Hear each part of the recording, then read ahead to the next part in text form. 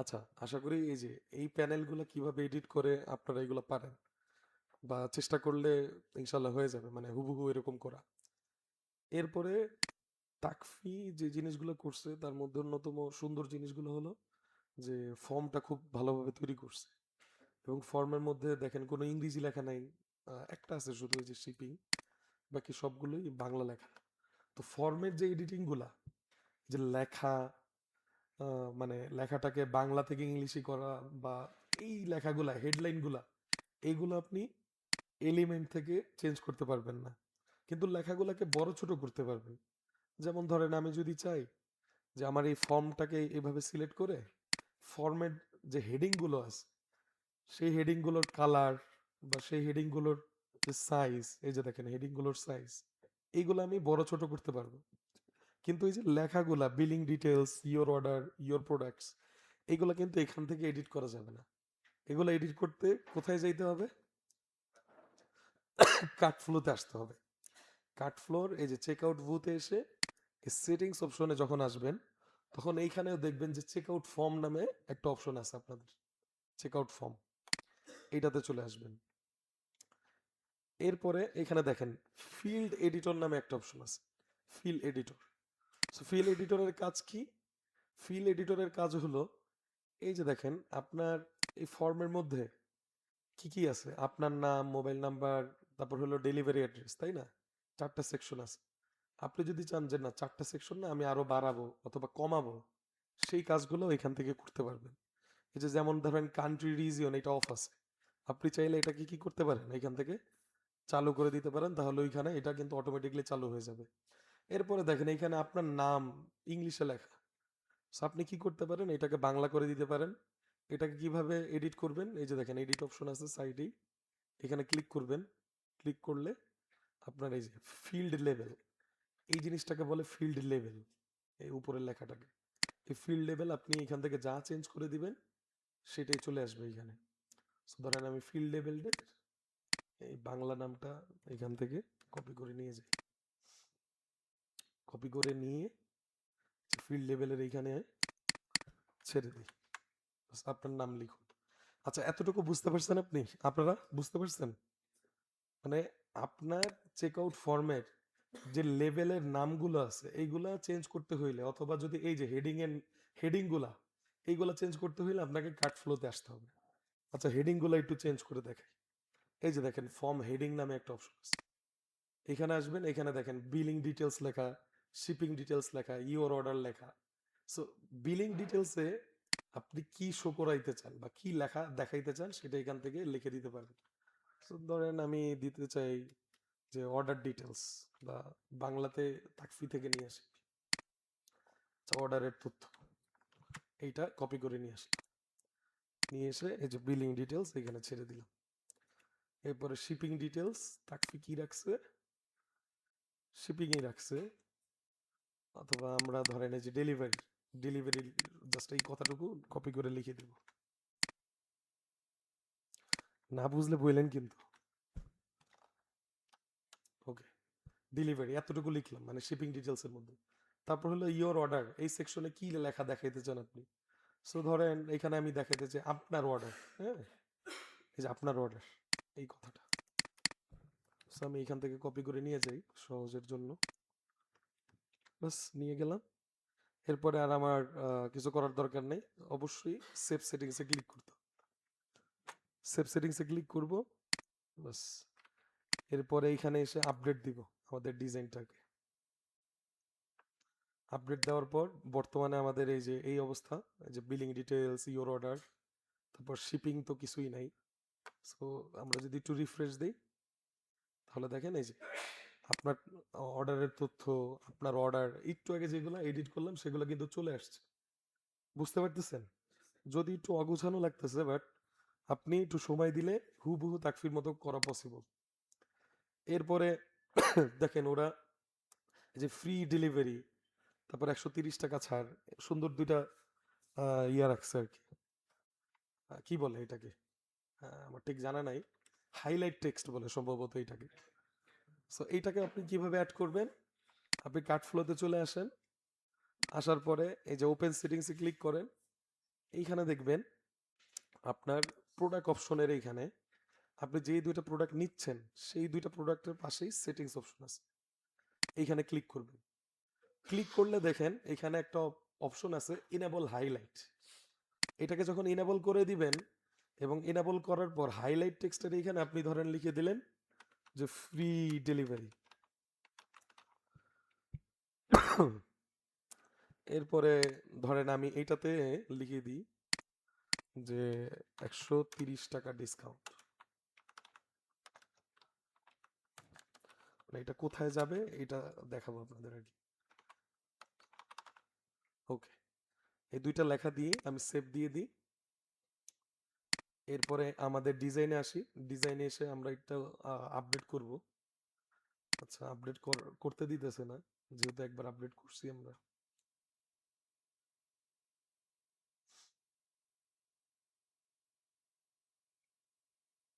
মাঝে মাঝে হয় কি কাট ফ্লোতে ডিজাইন মানে আপনি এডিট করে আবার এই এডিটিং প্যানেলে এসে আপডেট দিতে হয়। এরপরে গিয়ে আপনি যখন এইখানে চেক আউট করেন তখন আর কি দেখেন যে হ্যাঁ জিনিসটা ফুললি আপডেট হয়েছে। এই যে দেখেন এখন এই দুইটা সেকশন বা দুইটা প্রোডাক্টের এইখানে খালি আছে। সো আমি এটাকে যদি রিফ্রেশ করি তাহলে ওই যে যে লেখাগুলো লিখছিলাম আমি, এই যে ফ্রি ডেলিভারি চলে আসছে, কিন্তু আবার 130 টাকা ডিসকাউন্ট লেখাটা ঠিকভাবে আসে নাই, মানে একটু ব্যাকা হয়ে আসছে। কিন্তু খারাপ লাগতেছে না আর কি, মানে ফুললি দেখা যাচ্ছে না। বাট আপনি এটাকে আর একটু শর্ট করে লিখতে পারেন। আপনার তো এই লেখাটা লেখার প্রয়োজন নাই, যেটা প্রয়োজন হবে সেটা আপনি দিলেন আর কি। যেমন তাকফি টু ফ্রি ডেলিভারি লিখে দিছে। হ্যাঁ, আর লেখাটা এইখানে কেমনে নিয়ে আসছে এটা আমার ঠিক জানা নাই আসলে। এতটুকু করতে পারলেও কিন্তু যথেষ্ট, মানে সুন্দর সুন্দর দেখা যায়। আচ্ছা, এই জিনিসটাকে কার্ট কেমনে বানাইছে এটা তো দেখাইছিলাম না আপনাদেরকে, যে প্রোডাক্ট গুলা কিন্তু এরকম থাকে না। ফর্মটা মূলত কিরকম থাকে, ফর্মটা কিন্তু প্রথমে আপনাদেরটা এরকম থাকবে যে মডার্ন ওয়ান কলাম থাকবে। হ্যাঁ, মডার্ন ওয়ান কলাম থাকবে, এই প্রোডাক্ট অপশনগুলা বন্ধ থাকবে, তারপর হলো কার্ড থাকবে না, ক্লাসিক থাকবে, এই আপনার ইমেজ থাকবে না, মানে ফর্মটা মোটামুটি এই যে এরকম ভাঙাচোরা থাকবে। এরপরে এটাকে আপনি একটু কি করবেন, প্রথমে লেআউটটাকে করে দিবেন টু কলাম, প্রোডাক্ট অপশনে এসে বলে মানে এটা করে দিবেন বিফোর চেক আউট, মানে চেক আউটের আগে আপনি মানুষকে প্রোডাক্টটা দেখায় ফেলতে চান। এই যে প্রোডাক্ট দুইটা চলে আসলো, এরপরে আপনার প্রোডাক্টের যে স্কিনটা আছে সেটা কি হবে, সেটা হবে কার্ট। এরপরে আপনি কি প্রোডাক্টের ইমেজ দেখাইতে চান কি চান না সেটা করে দিবেন ইয়েস। বাস, আপনার মোটামুটি ফর্মের কাজ শেষ। এবং প্রত্যেকটা সেকশনের যদি এডিট করতে চান তাহলে কোথা থেকে করবেন, এই যে এইগুলা যদি এডিট করতে চান কাট ফ্লো থেকে করবেন। বুঝতে পারছেন? আচ্ছা, যেহেতু আমাদের অনেক কিছুই বাকি আছে এখনো, সো আমরা এইখানে আর বেশি সময় না কাটাই। আপনারা আজকে একটু কষ্ট করে ল্যান্ডিং পেজটা মানে শেষ করে ফেললেন। এটা তো গত মঙ্গলবার দিন ছিল, তাই না? খুবই গুরুত্বপূর্ণ জিনিস দেখেন, তাকফির যে কোনো একটা জায়গায় ক্লিক করলে সুন্দর করে নিচে নিয়ে আসতেছে, তাই না? অর্ডার ফর্মে নিয়ে আসতেছে, কিন্তু আপনারা ক্লিক করলে নিয়ে আসে না। এইটাকে বলা হয় যে ফর্মের আইডির সাথে আপনার বাটনের যে লিংক আছে সেটাকে মানে ফর্মের আইডির সাথে বাটনকে লিংক করে দেওয়া, এই জিনিসটাকে বলে।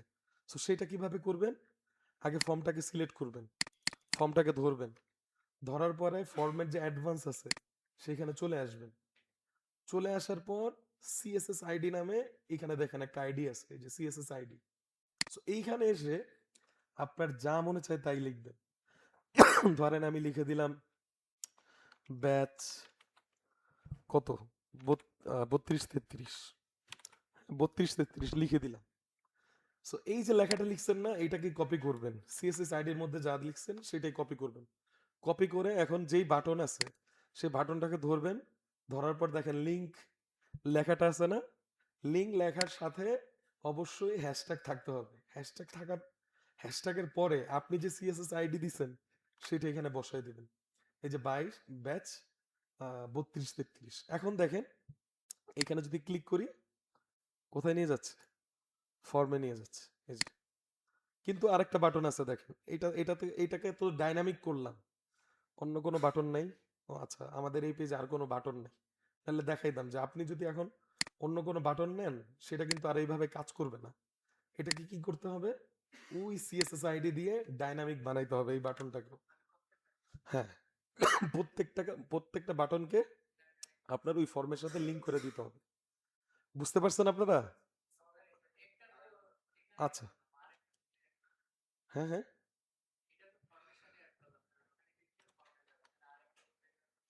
আরেকটা কোথায় যাবে বলতে? ওকে, এই যে দেখেন তাকফি কি করছে, এখানে ক্লিক করলে কোথায় পাঠায়? এই ফর্মে। আবার এইখানে ক্লিক করলে কোথায় পাঠায়? ফর্মে। তার মানে প্রত্যেকটা আপনার বাটনের যে লিংক আছে সেখানে গিয়ে কি করবেন? এটার সিএসএস যে আইডিটা আছে সেটা দিয়ে দিবেন। হ্যাঁ, প্রত্যেকটা বাটনে। হ্যাঁ, বাটনে ক্লিক করলে, হ্যাঁ, মানে যতগুলা বাটন আছে প্রত্যেকটা বাটনে ওই সেম আইডিটা দিত, যে আপনি কোথায় পাঠাইতে চান। আর আপনি কি বলতেছিলেন?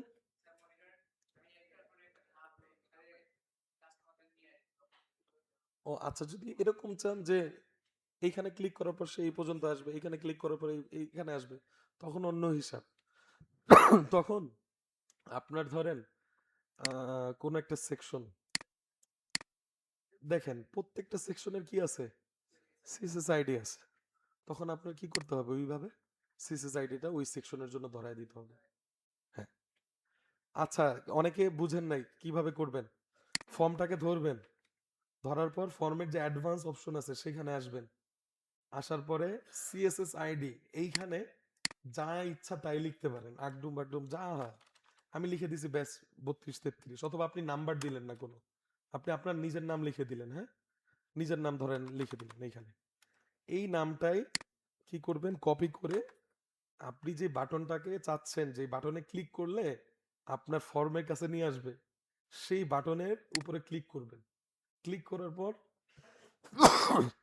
এই যে লিঙ্কটা আছে, এই যে লিঙ্ক, বাটনের যে লিঙ্ক, সেখানে অবশ্যই শুরুতে হ্যাশট্যাগ থাকতে হবে, এবং হ্যাশট্যাগের পরে আপনি যে সিএসএস আইডিটা ফর্মে দিয়েছেন সেটা এখানে বসাই দিতে হবে। বুঝতে পারছেন? আচ্ছা, এরপরে আরেকটা বিষয় হলো কি, এটা তো শুধু ডেস্কটপের জন্যই ডিজাইন করবেন না, পাশাপাশি ফোনের জন্য কিন্তু ডিজাইন করতে হয়। এখন অনেকের কথা হলো যে আবার ফোনের জন্য আলাদা ডিজাইন করতে হবে, আসলে না। আপনি ফ্লেক্স বক্স দিয়ে যেহেতু ডিজাইন করছেন, ফোনের জন্য যখন এই যে দেখবেন তখন মোটামুটি অনেক কিছু এমনি এমনি ঠিক হয়ে যাবে। কিন্তু দেখেন, আমরা ফোনের ডিসপ্লেতে যখন এই আমাদের ল্যান্ডিং পেজ, বর্তমানে ল্যান্ডিং পেজটা দেখবো, তখন কিন্তু অতটা ভালো লাগবে না। এই যে এই লেখাটা কত বড় আসছে, তাই না? তারপর হলো এই লেখাগুলো কত বড় আসছে, ভিডিও ছোট আসছে, কিন্তু আমরা চাই না যে এরকম আসুক। তো তখন কি করবেন? আপনি এই যে দেখেন ডেস্কটপের জন্য একটা ডিজাইন করছেন, ঠিক আছে, এইবার ফোনের জন্য আলাদাভাবে ডিজাইন করতে পারবেন, কোনো সমস্যা নাই। মানে ফোনের ডিজাইনের কারণে আপনার ডেস্কটপের ডিজাইন যে নষ্ট হয়ে যাবে, এরকম কোনো কথা নাই। বুঝতে পারতেছেন? এই যে দেখেন আমি এখন কি করব, ফোনে এই যে এই লোগোটা আছে, এই লোগোটা আমার কাছে অনেক বড় মনে হচ্ছে। আমি কি করব, লোগোটাকে এখান থেকে ধরে, আচ্ছা পার্সেন্টেজ করে এটাকে ছোট করে দিব। এই যে ছোট করে দিলাম, মাঝখানে নিয়ে আসলাম। এরপরে দেখেন এই লেখাগুলা অনেক বড়, বর্তমানে কত আছে? 37 পিক্সেল আছে, তাই না? ধরেন আমি এইখান থেকে 14 পিক্সেল বা 20 পিক্সেল করে দিলাম। সো এখন দেখেন এটা ফোনের ভিউতে কিন্তু কমায় দিছি। এখন যদি আমি ডেস্কটপের ভিউতে আসি, দেখেন তো কিছু কমছে? আগের ডিজাইনটা আগের মতোই কিন্তু রয়ে গেছে। আবার দেখেন আমার ভিডিওটা খুব ছোট হয়ে আছে। সো আমি কি করব, এখান থেকে ভিডিওটাকে ধরে পার্সেন্টেজে এনে ধরেন বড় করে দিলাম। ফোনের জন্য কি করা লাগে, আমাদের কিন্তু এই ডিজাইনটা করা লাগে, যেহেতু আমাদের সময় স্বল্প। সেই জন্য আপনারা কি করবেন, শুধুমাত্র ডেস্কটপের জন্যই করেন আপাতত। আর এটার উপর কিন্তু মার্কস আছে, হ্যাঁ। ও আচ্ছা, আমরা এটা ছোট বড় কেন করতেছি, আমরা হলো টাইপোগ্রাফি ছোট বড় করি। এই যে প্রত্যেকটা সেকশন এরকম ভাবে ধরে ধরে ফোনের জন্য ডিজাইন করা যাবে। আবার একটা মজার জিনিস আছে, আপনি চাচ্ছেন যে এই সেকশনটা আপনি ডেস্কটপে দেখাবেন, আপনার এই অ্যাডটা যারা ডেস্কটপে দেখবে তাদেরকে আপনি এই অফারটা দেখাবেন, কিন্তু যারা মোবাইলে দেখবে তাদেরকে আপনি এই অফারটা দেখাইতে চান না। এরকম হইতে পারে অনেকের, ঠিক আছে, ওনার প্রোডাক্টে এরকম, উনি চাচ্ছে এরকম একটা মানে প্ল্যান করতে, যারা ডেস্কটপে দেখবে তারা যাতে এই অফারটাও দেখে, তাহলে তার জন্য কি হবে, অনেক লাভবান হওয়ার সম্ভাবনা আছে। কিন্তু ফোনে সে চাচ্ছে না এই অফারটা দেখাইতে, ফোনে যারা দেখবে তার এই অ্যাডটা। সো আপনি যদি ফোনের জন্য চান এই সেকশনটা বন্ধ করে দিতে পারবেন, নির্দিষ্ট একটা সেকশন। যেমন ধরেন আমি চাচ্ছি এই সেকশনটাকে কি করব, ফোনের মধ্যে আমি আর দেখাবো না। সো সেটার জন্য কি করতে হবে, এটাকে সিলেক্ট করে অ্যাডভান্সে আসবো। আসার পরে রেসপন্সিভ নামে একটা অপশন আছে, রেসপন্সিভ, এটাকে সিলেক্ট করবেন। সিলেক্ট করার পর দেখবেন অনেকগুলো অপশন আছে, hide on desktop, hide on tablet, hide on mobile. So আপনি হাইড অন মোবাইল করে দিলেন, তাহলে দেখেন এই সেকশনটা এখন ব্লাড দেখাচ্ছে, তাই না? সো এটাকে আমি একটু আপডেট করি। আপডেট করে এইবার আমি এটার প্রিভিউটা একটু দেখি। এটা হলো আমাদের ডেস্কটপ ভার্সন। ইন্সপেক্ট এলিমেন্টে গিয়ে আমি এটাকে এখান থেকে করে দিব মোবাইল ভার্সন। ঠিক আছে, মোবাইল ভার্সন। হ্যাঁ, মোবাইল ভার্সন হইছে, একটু বেশি হয়েছে, ডিসপ্লেটা একটু বড় হয়েছে। ওকে, এটা হলো ধরেন আমাদের মোবাইল ভার্সন। সো এইবার দেখেন এইখানে কিন্তু সেই সেকশনটা থাকার কথা, এখন কিন্তু এখানে নাই। সো আপনি চাইলে এইভাবে কাস্টমাইজেবল করতে পারেন। এছাড়া আরো অনেক মজার জিনিস আছে, যেমন ধরেন আপনি চান আপনার বাটনের উপর যখন মানুষ মাউস টানবে তখন বাটনটা একটু বড় হবে, একটু অ্যানিমেশন হবে। বাটনটার উপরে অ্যানিমেশন না দিলে কিন্তু ভালো লাগে না এমনিতেও। So আপনি কি করেন, বাটনটাকে এইটাকে বলে হুবার এফেক্ট। অবশ্যই হুবার এফেক্ট দিবেন আপনারা, এটা আপনাদের মানে লাগবেই। ল্যান্ডিং পেজ তৈরি করতে গেলে হুবার এফেক্ট দেওয়াই লাগবে বাটনের মধ্যে, যাতে মানুষ বোঝে যে হ্যাঁ এটা একটা বাটন। সো এখন দেখেন আমাদের বাটনটা কিন্তু কি নাই, কোনো রসকস নাই। সো এই বাটনের উপর ক্লিক করে আপনি অ্যাডভান্সে আসেন। অ্যাডভান্সে আসার পর দেখেন ট্রান্সফর্ম নামে একটা অপশন আছে, ট্রান্সফর্ম। এই ট্রান্সফর্মের মধ্যে এসে আপনি দেখবেন কোথায় গেল, এই যে হুবার, হুবার নামে একটা অপশন আছে। সো হুবারে ক্লিক করবেন। ক্লিক করার পর দেখেন নর্মাল একটা অবস্থা আর একটা কি হুবার অবস্থা। হুবার মানে কি, মাউস যখন কোথাও মানে এরকম নেওয়া হয় এটাকে হুবার বলে, বুঝছেন? মাউস যখন কোনো কিছুর উপর দিয়ে নেওয়া হয় এটাকে কিন্তু হুবার বলে। সো এই হুবার আপনি এইখান থেকে চালু করে স্কেল করে দিবেন। স্কেল মানে কি, স্কেল মানে বড় হওয়া, তাই না? সো স্কেল আমি করে দিলাম যে এখন যে অবস্থা এর থেকে কি হবে, তুমি 1% বেড়ে যাবে। আচ্ছা, 1% করলে হবে না, আর একটু বেশি করতে হবে। হ্যাঁ, 1.3% করে দিলাম, বা 1.2% করে করেও দেওয়া যায়। বুঝতেছেন মানে কি হচ্ছে এটা? হ্যাঁ হ্যাঁ, ওকে। এরপর আপনি চাইলে মানে এই ট্রানজেকশনের ডিউরেশনটা কতটুকু হবে, কত মিলি সেকেন্ডের মধ্যে হবে, সেটা করে দিতে পারেন। ধরেন এটা যত কম করবেন তত দ্রুত কাজ করবে। এই যে দেখেন আমি যদি এটাকে ধরেন 500 মিলি সেকেন্ডের মধ্যে করতে চাই তাহলে কত দ্রুত হচ্ছে, তাই না? আর এটাকে যত বাড়াবেন তত স্লো কাজ করবে। এই যে দেখেন স্লো কাজ করবে। শুধু বাটন না, আপনি চাইলে কোনো একটা সেকশনকে এরকম করতে পারেন যে মানুষ যখন তার মাউসটা নিয়ে এইখানে আসবে তখন যাতে আপনার এইটা মানে আপনার এই সেকশনটা একটু লাফালাফি করে, একটু ঝাঁকাঝাঁকি করে, এরকম আর কি। এরপরে ধরেন আপনি এটা তো দেখাইছি মনে হয় যে মোশন কিভাবে ইউজ করতে হয়, যে মোশন এফেক্টস আছে। ধরেন আপনি চাচ্ছেন আপনার এইটা উপর থেকে ফাল দিয়ে পড়বে অথবা বাউন্সিং হবে। এই যে অনেক ল্যান্ডিং পেজে দেখবেন যে এই অ্যানিমেশন গুলো থাকে, কমন এই অ্যানিমেশন গুলো। এরপরে অনেক ল্যান্ডিং পেজে দেখবেন, আগে আমি একটা খুবই ল্যান্ডিং পেজ ডিজাইন করতাম এসএমডির। ওদের কি থাকতো, ওদের বিভিন্ন সেকশনে ঢেউ ঢেউ ডিজাইন থাকতো। এই যে যেমন দেখেন আমাদের এটা তো ফ্ল্যাট ডিজাইন, তাই না? তো আপনি কি করতে পারেন, এই ঢেউ ডিজাইন দেওয়ার জন্য কি করবেন, আগে কন্টেইনারটাকেই সিলেক্ট করবেন, কন্টেইনার। এরপরে স্টাইলে এসে এইখানে দেখেন শেপ ডিভাইডার নামে একটা অপশন আছে, খুবই পপুলার এটা, বিভিন্ন ল্যান্ডিং পেজ দেখবেন, আইডি বাড়ির ল্যান্ডিং পেজেও এই জিনিসটা আছে।